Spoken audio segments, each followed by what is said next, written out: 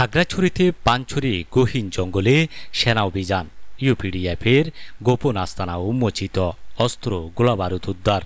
MS শ্রাবণ মাহমুদের প্রতিবেদনে বিস্তারিত। খাগড়াছড়ি জেলার পানছড়ি উপজেলার যুবনেশ্বরপাড়া এলাকার গহীন জঙ্গলে সেনাবাহিনীর অভিযানে ইউপিডিএফ সংস্কারবাদী এর একটি গোপন আস্তানার সন্ধান পাওয়া গেছে।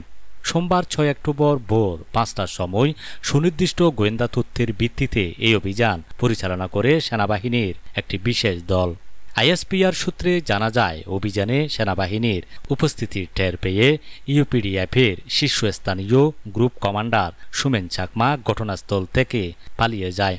পরবর্তীতে তল্লাশি চালিয়ে সেনা সদস্যরা ওই আস্তানা থেকে একটি পিস্তল, একটি ম্যাগাজিন, 2 রাউন্ড গুলি, 15টি ব্যানার, 2টি ওয়াকি-টকি চার্জার, 2টি মোবাইল ফোন, ধারালো অস্ত্রসহ বিভিন্ন সরঞ্জাম উদ্ধার করে। ISPR আরও জানায়, অভিযানের সময় ইউপিডিএফ স্থানীয় নারী পুরুষ ছাত্রছাত্রীদের জোরপূর্বক সেনাবিরোধী স্লোগান দিতে বাধ্য করে।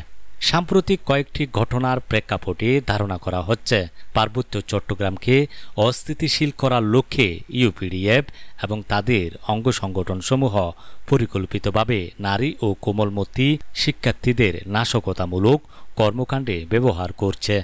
এদিকে পালিয়ে যাওয়া ইউপিডিএফ সশস্ত্র সদস্যদের ধরতে ও সাধারণ জনগণের নিরাপত্তা নিশ্চিত করতে সেনা অভিযান অব্যাহত রয়েছে বলে জানায় সেনাবাহিনী। দেশের সার্বভৌমত্ব রক্ষা এবং পার্বত্য চট্টগ্রামের সকল জনগোষ্ঠীর নিরাপত্তা নিশ্চিতে প্রয়োজনীয় যে কোনো পদক্ষেপ নিতে সেনাবাহিনী প্রতিশ্রুতিবদ্ধ বলে জানায় ISPR।